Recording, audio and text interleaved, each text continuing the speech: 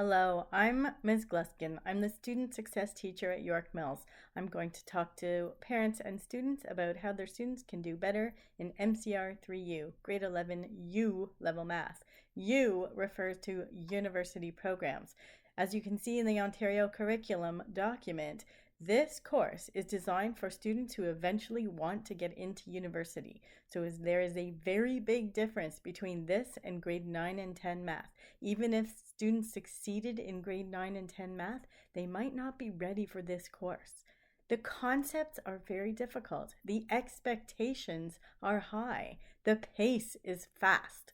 For students, they need to work very hard just to stay on top of things, even if they're really good students. So for those who are struggling, there is no way other than hard work. Everything I'm going to say here is premised on the idea that there's no quick solutions. It doesn't matter what students want, they have to demonstrate improved habits in order to actually make the change.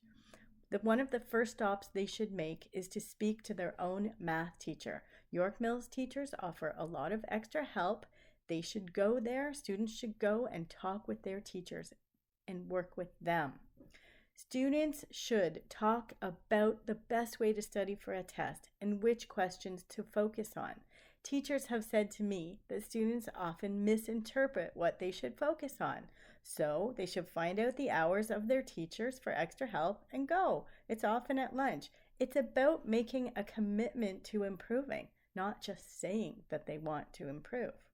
Similarly, teachers say students need to be ready for taking this course in terms of the maturity and habits. They need to be ready for class with their materials. They need to not talk during lessons. They need to have the discipline to do work on a daily basis in class and at home and stay focused and listening off their phones. I have a lot more to say about attention because it's a very important issue as related to learning.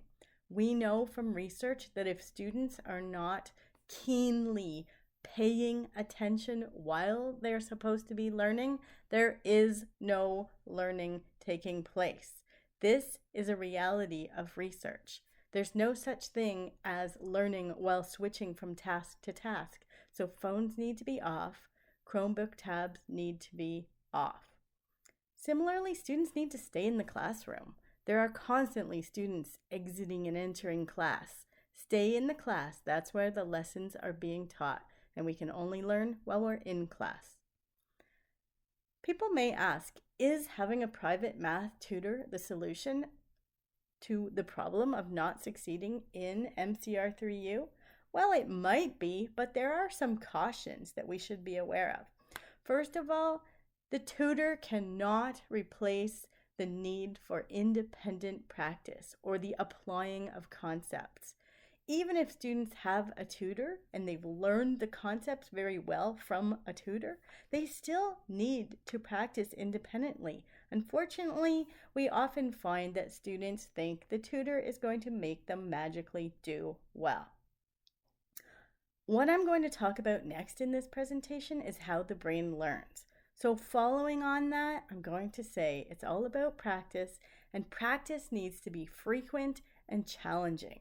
Some of the students' habits in grade 11 are not yet mature enough to allow them to succeed. So let's talk about active and effective study strategies. These are the ways students should study, rather than just saying, well, I did my work, I did my homework, check, check, check. Or I read my notes. That's how I studied for a test. There are far more effective strategies, which I will link you to at the end of the slides. Similarly, let's go on now to talk about how our brains actually learn. There is a process. It's not magic. Everything relates to neurons, the billions of cells that we have in our brains. These neurons have the ability to connect to other neurons, and those connections that they make are the evidence of learning. As you can see here, two neurons connect. Well, not physically. There's actually a chemical neurotransmitter in between the two neurons, and that's what allows for the communication between the neurons, which is the sending and receiving of signals. That's actually what's going on in brains while we're supposed to be learning a concept in class. However, these connections between neurons are very fragile.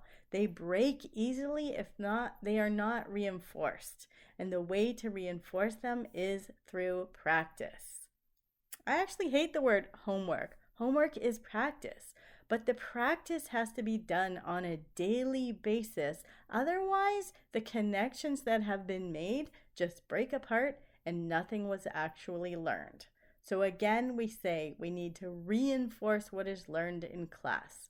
Just like we strengthen our muscles through weightlifting, we have to strengthen our learning through practice.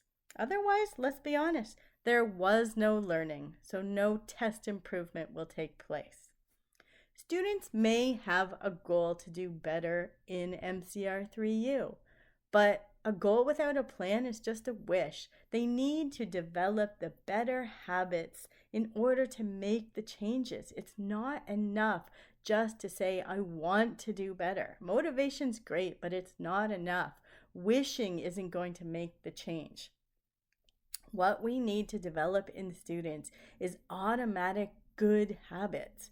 Sometimes there are just too many automatic bad habits, such as not doing homework, that have to be overcome. I really want to thank the math department for helping me with this presentation.